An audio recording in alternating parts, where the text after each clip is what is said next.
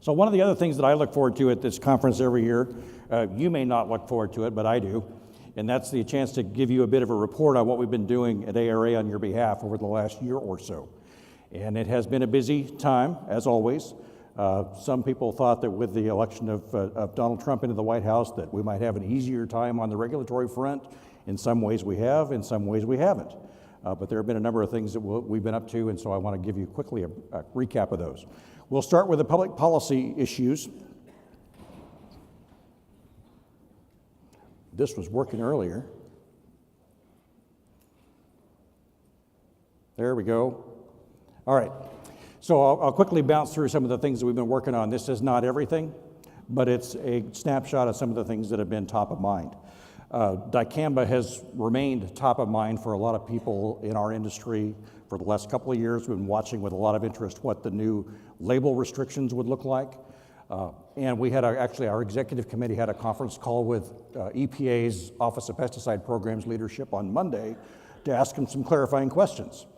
Because as that label came out, what appeared to be required is that every person who is applying that product over the top this coming year needs to be a certified applicator. And that is in fact the case as of today. So in the past, when you've been able to work under the supervision of a certified applicator, in 2019 and 20 in the new label, the actual applicators must be certified themselves. There will be some discussions, I think, next week between EPA and some of the state regulators on, are there some ways that we can consider state certifications maybe to be equivalent to the federal one? But right now, the answer is you must be a certified applicator under FIFRA, restricted use pesticides, in order to be able to apply it. The other question we asked EPA on Monday, and probably this is even maybe even more of concern, is that it also appears that anybody who's mixing and loading the product, not just applying, but mixing and loading, also must be a certified applicator. Now, that's not written exclusively or explicitly on the label, but it was in an FAQ document that EPA had put out, and so we put the question to them Monday, is that the case? And the answer we got back was, yes, that's how we read it. And so then we kind of had a conversation with them about, do you understand the practical implications of what that's going to cause? And I'm not sure that they do. So the two things that we impressed upon EPA was, let's talk about this as quickly as we can and see if we can't get some clarification, one way or the other. If people need to be trained, we need to start training them yesterday. And if they don't, if there's some way we can work through this to make a compromise, let's also get that developed and out the door as quickly as we can. The other thing we suggested to them is that when you make sensitive label decisions like this in the future, ask the retailers first before you go out there and make your announcement and then have to walk back or figure out how to clean up the mess you've just made. So hopefully they heard both of those messages. Richard is writing point on that for us. Gene Payne in Illinois has been an incredible resource, and so we hope to be able to report more to you on that soon. The second one I want to talk about briefly is Farm Bill priorities. People often ask, are we going to get a farm bill this year? Are we not going to get a farm bill this year? If I were laying money down right now, I would say we will in the lame duck session. And the main reason for that is that Colin Peterson, who will now be the chairman next year of the House Ag Committee, does not want to write a new farm bill next year because he knows that he won't be able to get a lot of ag-friendly provisions in that bill. So he and Mike Conaway are trying to work together to get a bill done. Senator Roberts on the Senate side is motivated to get it done. Hopefully they'll be able to come to agreement on some of these last issues. My understanding is that it is actually an issue related to forest management that is the biggest hiccup at the moment. Whether the federal government can log burned out forests, salvage log those to try to manage them a little bit more intensely. So hopefully we'll see something soon. I'm still betting that we'll have it done by the end of the lame duck, but I could be wrong. I also gave people inaccurate predictions about the 2018 presidential election, as did everybody else in Washington, so I'm not alone. The things we've been working on most directly in the Farm Bill, though, have been unrelated to commodity title, unrelated to this forestry issue. What we're trying to do is get that retail definition for what a retail facility is that OSHA uses and depends on written into the statute. You may remember that when we first started fighting the PSM battle, the way OSHA tried to make that change was change the definition of what a retail facility is. And instead of anybody who's sold at least 50% to the end user, which has been in place for 22 years, they tried to change that definition to based on NAICS codes, how you report data to the Commerce Department. And so we're trying to get that written into the statute so that OSHA doesn't have the ability to mess with it anymore and get that completed. Kyle's been working on that for us. The NPDES fix that we've been working on since before I got here is in the House Farm Bill. We're hoping to preserve that through the process and get it into the conference report. Hunter's been working on conservation issues, mostly related to third-party certification, third-party service providers, letting you qualify and participate in the farm programs and assist your growers in that way. And the language to repeal the WOTUS rule is in the House Farm Bill. It is not in the Senate Farm Bill. And so that will be a key point of what happens with that rule, where they come out on that. That's not going to be an easy negotiation in the committee conference. However, EPA also is working on a rule to repeal and replace WOTUS. So we expect that, Richard, probably January, February to see a draft of that. And so hopefully that will be out soon. One way or another, you may have seen the map I put up here last year about WOTUS and how much of the entire country would be covered by the definition that's in that rule. We really need to get that fixed, and so I'm hoping that we can get that done too. I keep coming back to OSHA and ammonia. OSHA has decided to do a regional emphasis program in 7 Midwestern states, looking at regulatory compliance for anhydrous ammonia and fertilizer-grade ammonium nitrate. Their reason for doing this still pins back to West Fertilizer, which, as we all know, was an ammonium nitrate incident. There was anhydrous ammonia present. It did not play any role in the incident or cause any problems or damage. And yet OSHA continues to say, we're going to look at ammonia because of West Fertilizer. The Kansas agribusiness retailers have been all in the middle of this from the very beginning. We've been in talking with them about it too, at least trying to say, if you guys are going to do this based on West, at least focus on what the product was and surgically apply that inspection. Right now, we're not sure exactly what that inspection criteria is going to look like. Initially, when Kansas asked them, what are you guys going to look for? What's your checklist? The answer basically was, we don't know it now, but we'll know it when we see it, which really helps you prepare for an inspection.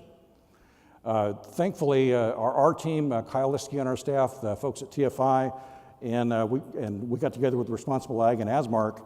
OSHA actually filmed a training video at the Responsible Ag training facility last week to help people understand what they're going to be looking for in this regional program. And so hopefully that video will be out in the next few weeks so that those of you that might be subject to it can see what it is that OSHA is going to be looking for as they come around. Richard has probably spent most of his life, waking moments, worried about electronic logging devices and hours of service.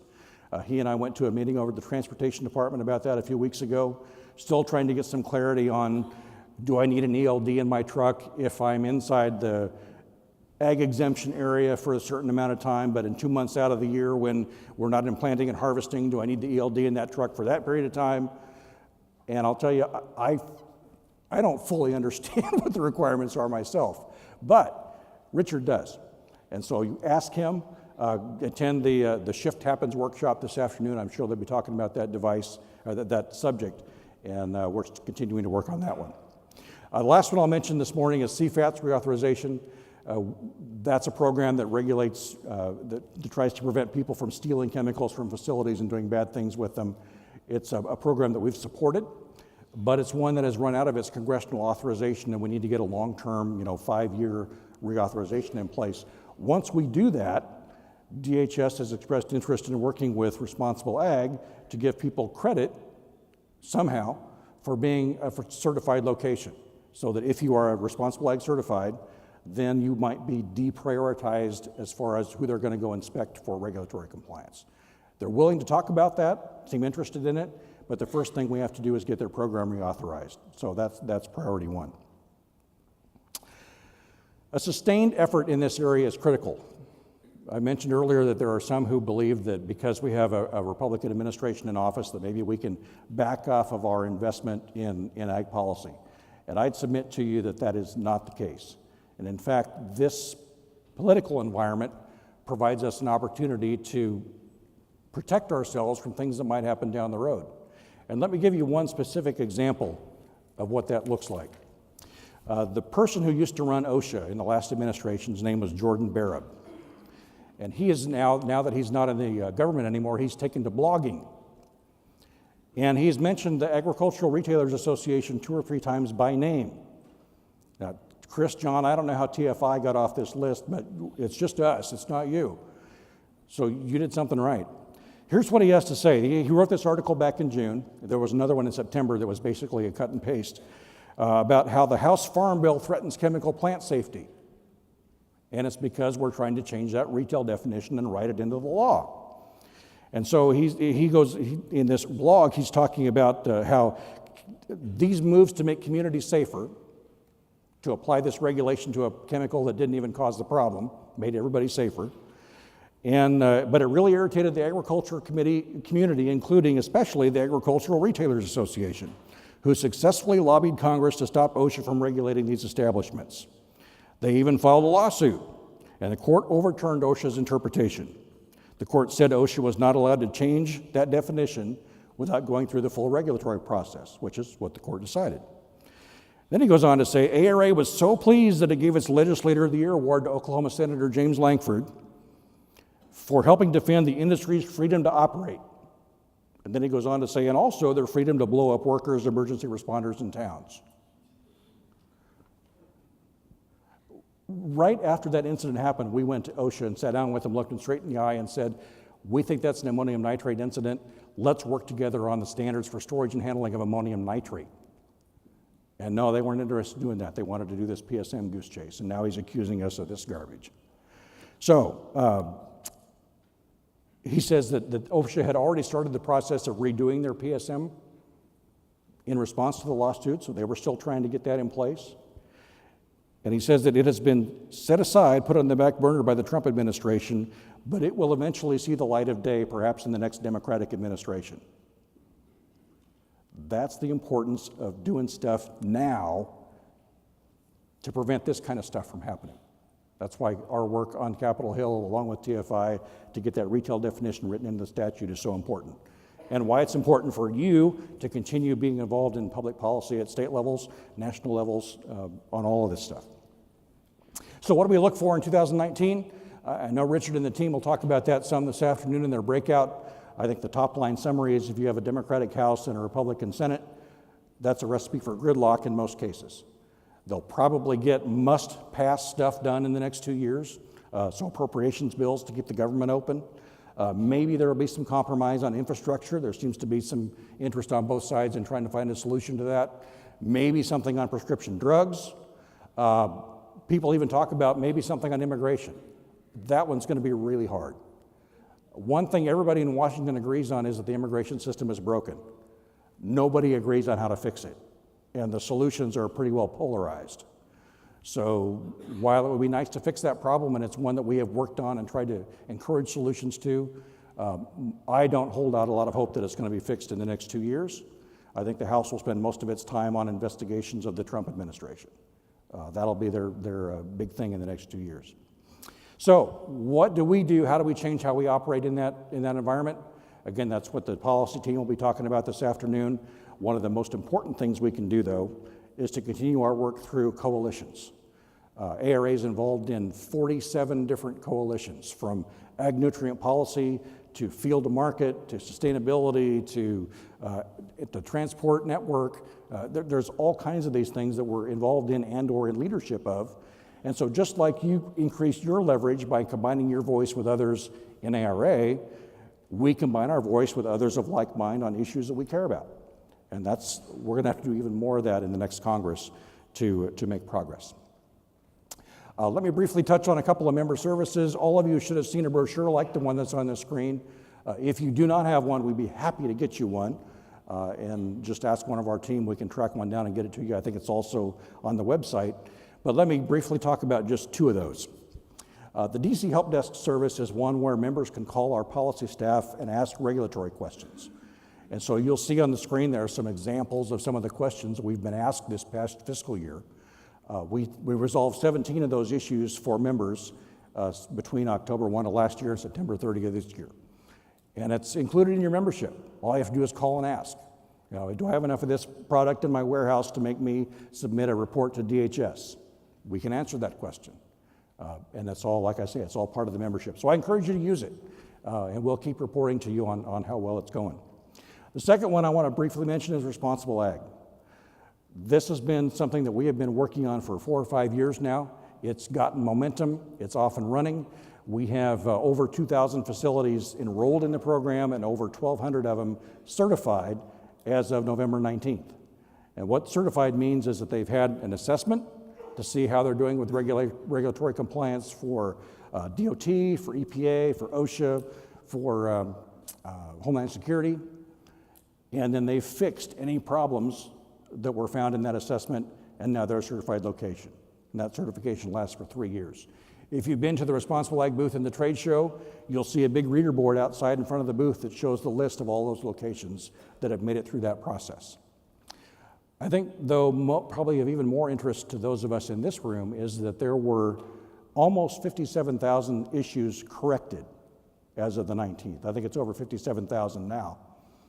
And those are things that were identified in those assessments that were not life-threatening issues in most cases, like 99.6% of them. They were paperwork problems. They were a sign that was missing. They were documentation that needs to be corrected. Simple stuff that isn't going to hurt anybody, but still could result in a regulatory violation or a fine.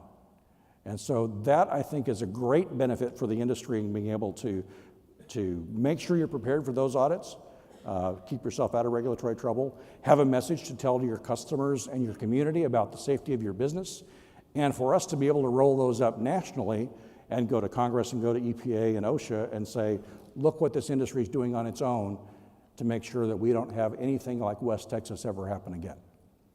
So I encourage you to take a look at that. If you're not a participant in that program yet, take a look at it and see if that would work for you. Well, you can't do any of this stuff without a talented and dedicated professional staff. And I talk about them every year, and every year I get more proud of the folks that I work with in Washington that work on your behalf. And so that's the team that we've got. A couple of new faces have joined us this year. Melissa Augusto is our Director of Communications and Marketing. Matthew Smith is our Administrative and Policy Assistant. You'll get to meet those folks throughout the week.